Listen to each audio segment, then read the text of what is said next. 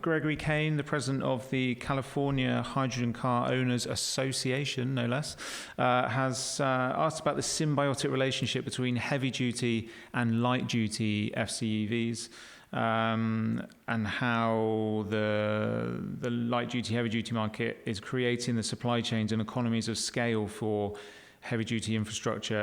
As that grows, the prices will drop, which is good for all. Do you have a comment on that?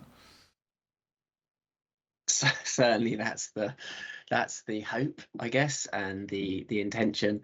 I mean, if you look at it the other way round, from the supply chain in terms of volume and product development is all feeding up from the automotive sector into the heavy duty sector in the most part. So the fuel cell systems that commercial vehicles and heavier duty trucks are taking on come from the likes of Hyundai, Toyota, Honda, and those are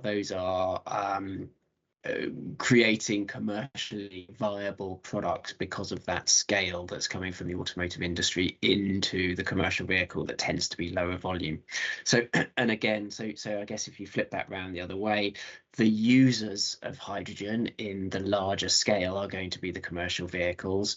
They will do 1,000 kilometers a day typically on the long haul routes, and that's a lot of hydrogen that they're going to be burning if they're hauling 40 tons or so behind them, burning or consuming, whether it's an internal combustion engine or a fuel cell.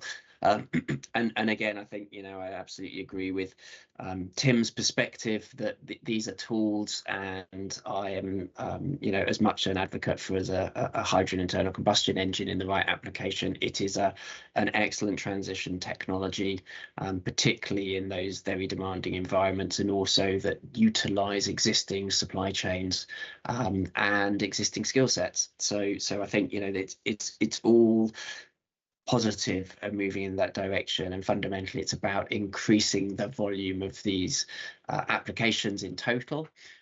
Clearly the ones that consume more hydrogen will support the growth of filling stations in those regions, and then local users in the automotive space who are unlikely to use so much hydrogen on a day-to-day basis will be able to take advantage of those filling stations when they're online.